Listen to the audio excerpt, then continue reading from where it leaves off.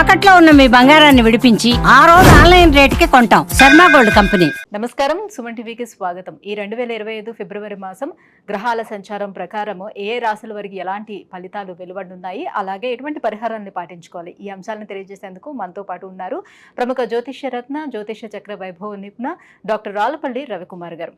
గురుగారు నమస్కారం. శరదిందు సమాకారే పరబ్రహ్మ స్వరూపిణి వాసరాపీఠ నిలయే సరస్వతి నమస్తుతే. అందరికీ నమస్కారం. ముఖ్యంగా సుమన్ టీవీ ప్రేక్షకులకి నమస్కారం.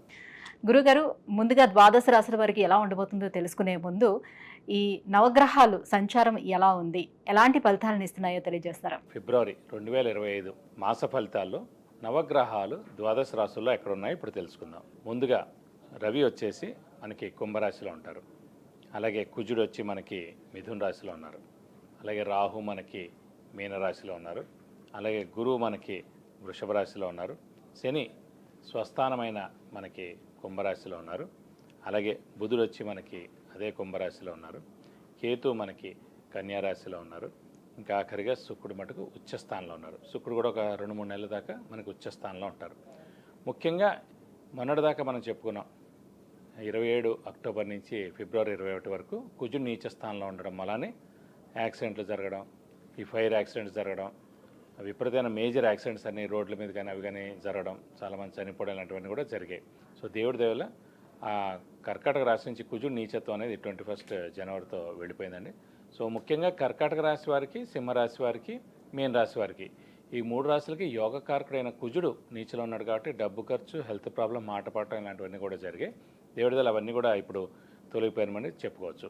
అలాగే ఇప్పుడు ముఖ్యంగా మిథున్ రాశి, కన్యా రాశి, మకర రాశి, కుంభరాశి ఈ 4 రాశులకి యోగకారకుడు, అదృష్టకారకుడు, లక్ ఫేవర్ చేసే గ్రహమైన శుక్రుడు ఉచ్చ స్థానంలో 4 నెలల పాటు ఉంటాడు ఇంచుమించుగా.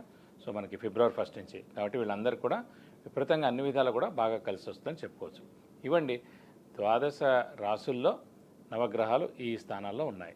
గురుగారు, మరి వృశ్చిక రాశి వారికి ఫిబ్రవరి మాసం గ్రహాల సంచారం ఎలా ఉంది, ఏ గ్రహాలు అదృష్టాన్ని ఇస్తున్నాయి వీళ్ళకి? వృశ్చిక రాశి అనగానే మనకి విశాఖ 4వ పాదం, అనురాధ 1, 2, 3, 4 పాదాలు, జ్యేష్ఠ 1, 2, 3, 4 పాదాలు ఈ నక్షత్రాల సమూహం అంతా మనకి వృశ్చిక రాశిలోకి వస్తుంది. ఈ రాశి వారి ప్రస్తుతం గురుబలం పరిపూర్ణంగా ఉంది, రాహుబలం పరిపూర్ణంగా ఉంది, కేతుబలం పరిపూర్ణంగా ఉంది.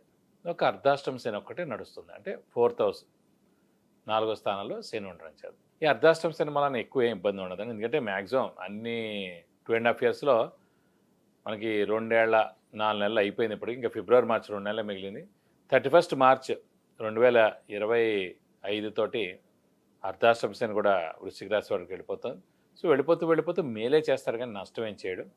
ఇప్పటివరకు ఆల్రెడీ స్థానచలనం అంటే సాధారణంగా అర్ధాష్టమ శనిలో స్థానచలనం, డబ్బు ఖర్చు అవడం, ఇంట్లో ప్రాబ్లమ్స్ ఉండడం, హెల్త్ ప్రాబ్లమ్స్ ఉండడం, వ్యాపారం నష్టం రావడం, ఉద్యోగ మార్పు, ఇల్లు మార్పు, ట్రాన్స్ఫర్ అవ్వడం, వేరే ఊరికి జాబ్ చేరడం ఇలాంటివన్నీ కూడా జరుగుతూ ఉంటాయి. బట్ అవన్నీ కూడా మ్యాక్సిమం జరిగిపోయి ఉంటాయి. ఈ 2 నెలల్లో ఇంక జరిగేందుకు ఏం లేదు, ఇంకా బ్యాడ్ కూడా దేవుడి దేవల. సో ఇంకెవరైనా స్థానచలనం వస్తే కనుక స్థాన మార్పు అయితే మంచిదే అని చెప్పుకోవాలి. గురుగారు, సప్తమ గురువు ఎలాంటి ఫలితాలను ఇస్తున్నాడు వృశ్చిక రాశి వారికి? వివాహ ప్రయత్నాలు ఫలిస్తాయంటారా? ఇంకోటి గురువు కూడా సప్తమ స్థానంలో ఉన్నాడు కాబట్టి చాలామంది అంటే మన జాతీయరీత్యా లగ్నం నుంచి సప్తమ స్థానంలో గురువు ఉంటే కనుక గుడి కట్టించడం, లేదంటే ఓల్డ్ ఏజ్ హోమ్ కట్టడం, లేదంటే కనుక ఎన్జిఓ ఆర్గనైజేషన్ స్టార్ట్ చేయడం ఇలాంటి 3 చేస్తారన్నమాట. సో డబ్బు పరిపూర్ణంగా ఉన్నవాళ్ళు అది చేస్తారు, డబ్బు లేని వాళ్ళు కొంచెం మధ్యస్థంగా ఉన్నవాళ్ళు దానికి సహాయం చేస్తారన్నమాట.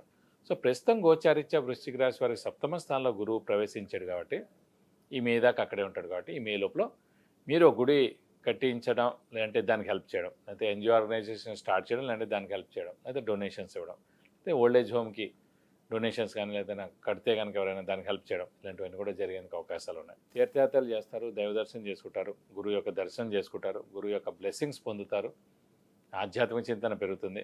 సంఘంలో జరిగే కార్యక్రమాలన్నింటిలో కూడా మీరు పాల్గొంటారు. ఇమీడియట్ బాస్తో చాలా బాగుంటుంది, మెయిన్ బాస్తో కూడా చాలా బాగుంటుంది, సత్సంబంధాలు బాగుంటాయి. అలాగే సప్తమ స్థానంలో గురువు ఉన్నందుకు ఏంటంటే వైవాహిక జీవితం చాలా బాగుంటుంది, భార్యాభర్తల మధ్యన అన్యోన్యత చాలా బాగుంటుందని చెప్పుకోవాలి. ఇది కాకుండా శుభాలు ఏవైతే అనుకుంటారో అవన్నీ కూడా ఇంట్లో శుభాలన్నీ కూడా ఖచ్చితంగా జరుగుతాయని చెప్పుకోవాలి.